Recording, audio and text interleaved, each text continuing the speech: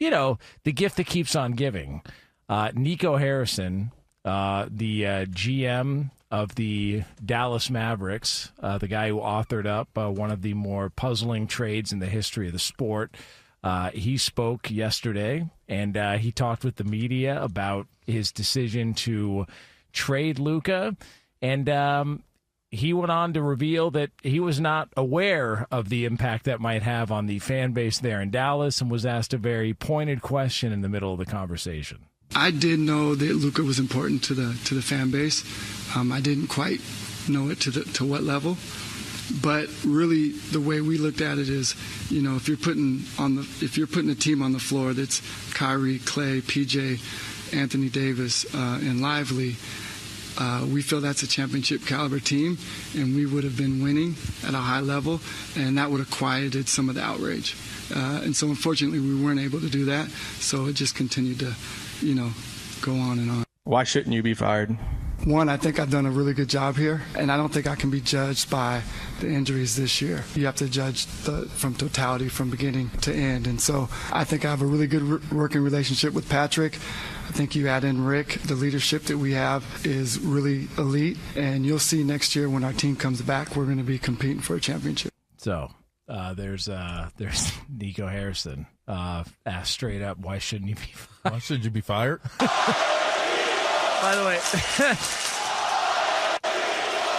that's how you know that the decision was not a great one to trade Luka, when one of the questions is, so why shouldn't you be fired? Like not like, hey, so what do you think of the job you've done here? No, like, you tell us why you shouldn't be clipped after this year. So he's having to wear it right now. Can I pose this question, though? Yeah. Why can't we just wait and see how this works out? I mean, this is a team that went to the conference finals and the NBA finals in another season and was in the play-in this year. It's like, can we just wait to see how this plays out instead of just immediately saying, this guy stinks, we need to fire him, terrible decision. It's like, okay, hold on for a second. Can we see how he builds the roster? I mean, they've been a good basketball team since he took over, and they've been competitive, granted, with Luka. Can we see what things look like without him next season? What's wrong with that? It's fair because the injuries are not his fault. Like Anthony Davis going down as early as he did. Now you could say, well, he's had injury history, but all right. I mean, listen, there were conditioning concerns about Luka. Kyrie's injury, that's terrible luck, and it seemed like everything fell apart after that. I do think though that if you take over that job, your goal is to, how do we build around Luka? Like, that should be point one, goal number one. And instead it was, he's gone. But that's your opinion. You might look at it and say, that's not the guy we want to build around. We'd rather get someone like AD to pair with Kyrie, to pair with Klay Thompson, to, this is the construct of what we feel like we need to win. I mean, the opening game loss to the Timberwolves, what was the thing they needed the most? Probably a true center. Yeah. I mean, that was at least the recap of the game, how a lot of people looked at it like, oh, it would have been nice if the Lakers had a true center. It's not there for them anymore. I'm just saying, we tend to make these hot takes in a vacuum. It's just, we have no patience for waiting to see how this is going to play out. And it's not like, I mean, if the Lakers don't make it out of this series, are people going to be frustrated with Luka? Are they going to be frustrated with LeBron? How do you look at the Lakers in that instance? Yeah, they're going to judge LeBron more than they're going to judge Luka. But I'll say, to answer your question, no, people don't want to wait to see, because we live in the now generation, and it's very, very instant. People retire the jersey. Is that what you're saying? It's the now generation. Did you like that? Yeah. People want what they want now. It's very instant gratification, instant results, instant everything. And if it's not what you want, then because the way today's, generations are being classically conditioned, it's, I need a solution and I want results and I want it now. And that's, I think that's what a lot of these GMs, it's a lot of what these owners are facing. It's a lot of what these players are facing. And we're seeing it play out in different ways. We're seeing it play out from the general manager's perspective. We're seeing it play out from the contract negotiations perspective for the players, the agents and the organizations. Hell, we're seeing it with retirements of jerseys. So it's just a very instant time frame, instant time period we're in right now. And just looking at what took place with Dallas, whether they were going to build around Luka or not, Anthony Davis definitely could be considered to be comparable in terms of an exchange in a trade. It was a mega trade, one of the biggest trades ever. Question marks surrounded both players in some categories, but to say you didn't realize what the value of Luka was to the fan base, I would say that might have been the most poorly played part of it. To think that you would get rid of one of the youngest, brightest stars and out of your organization and think that there wouldn't be any type of backlash or repercussions connected to just moving him, I think that's a horrible underestimation of the value of what type of player Luka Doncic is. So I think that was, to me, outside of that, I didn't have any problems with what Nico's, what his response was. That starting five that he named, that is an elite starting five. That is a championship caliber starting five. And he has done a great job. But at the end of the day, just because you've done a great job, if you make a decision and that decision doesn't yield you that instant bang, that boom impact effect, then people are going to have things to say, because we're now in a day and age where people are very comfortable passing judgments on what people's jobs are and how they do them. There's just got to be more to that story with him and Luka. And what do you think it is? I mean, you're trying to dig in deep here. I mean, what do you think it is? They went, on the surface, basically almost fat shamed the guy after he left. His conditioning, his cardio, all that. It must have been so bad. So you're saying it's because he was white, is what you want to say? They wanted to get rid of him, for a white guy, for bringing a black athlete, right? Racist. I mean, can we run that? Can you say what you mean? Can we use that as the headline, please? Because you want to talk about views? That'll move it. They had an issue with the man's color. This is the NBA after all. Dang. That's got to be racist. There's got to be more to what has been reported, that it was, defense wins championships. Okay, but, Luka, is one of the better young talents we've seen in the league in the last X amount of years. Like, that's a guy that you would, I'm assuming, want to partner with moving forward. Like, that's a guy you try and keep and build around, add defensive pieces around him, and there was no... Put it in perspective. They brought him to the Lakers, and now he's the instant face of the Lakers team that has the face, arguably, of the NBA on their team. How does that work? So to your point, you're right. I mean, he's got so much cachet, he's got so much potential, he's got so much star power that he is now deemed the face of this LA Lakers team. Why would you give that away? We're not saying that about Anthony Davis going to Dallas, are we? Are we saying Anthony Davis is the face of the Dallas Mavericks? Oh, that's Daxtown anyways. If he is the face, does the unibrow, how does that hit you guys? I'm just saying. Does he still have that thing? I don't think he's ever going to get rid of it.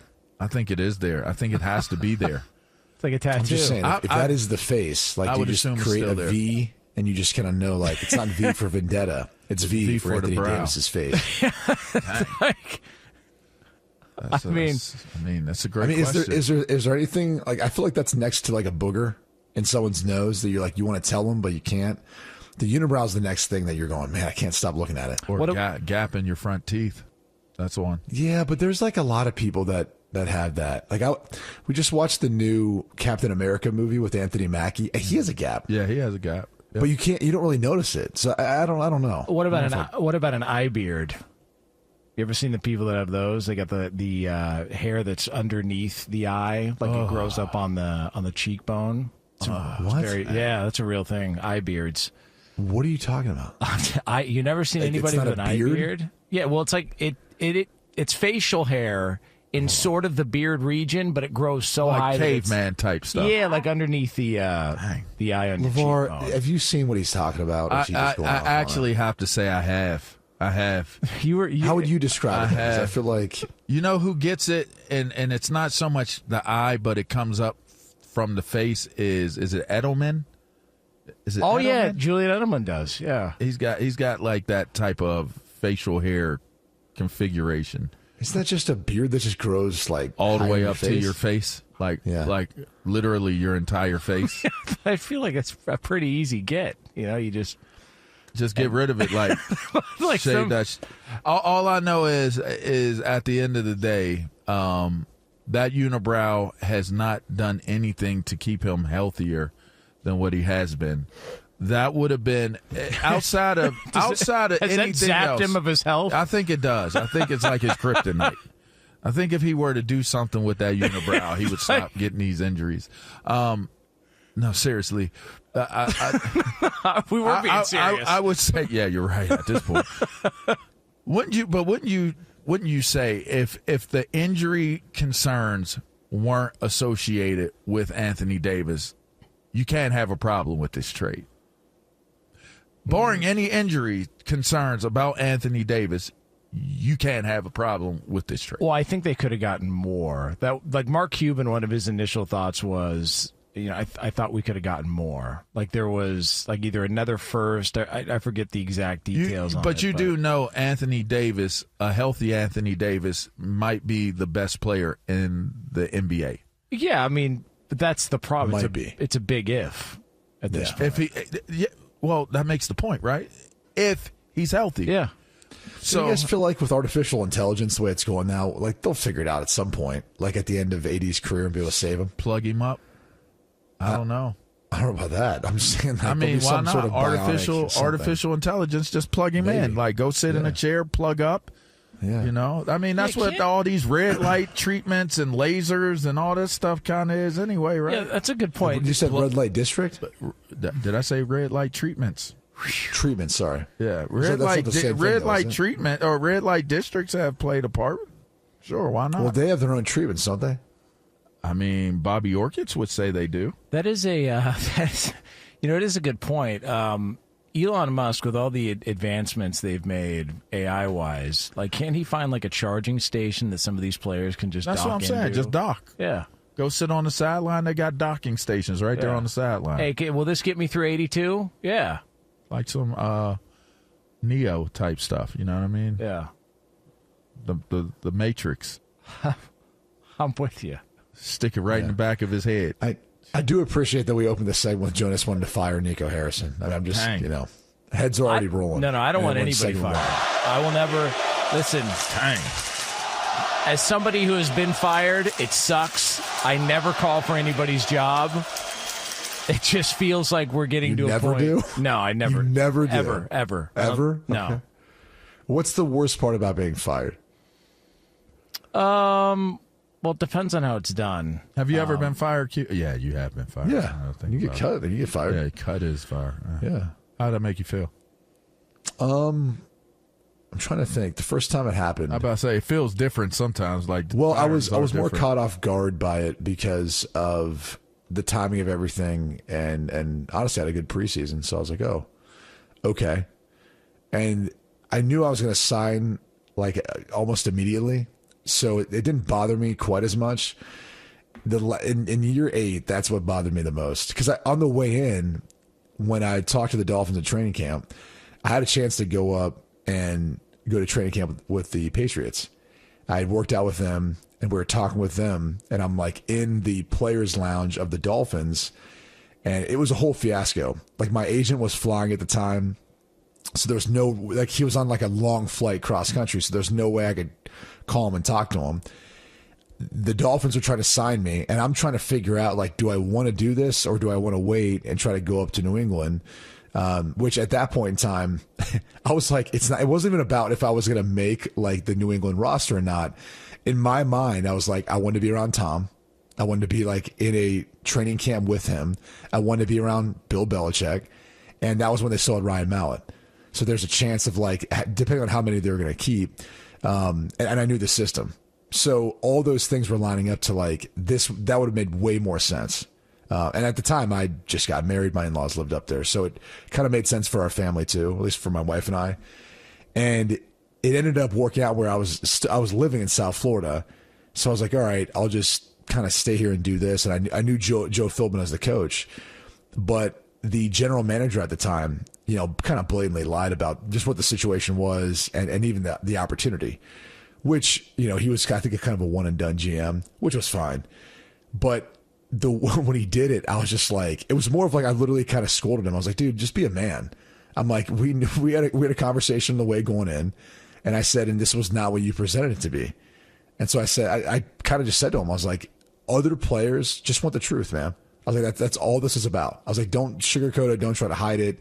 Don't do things for your own selfish needs. I was like, just present to them what the actual truth is.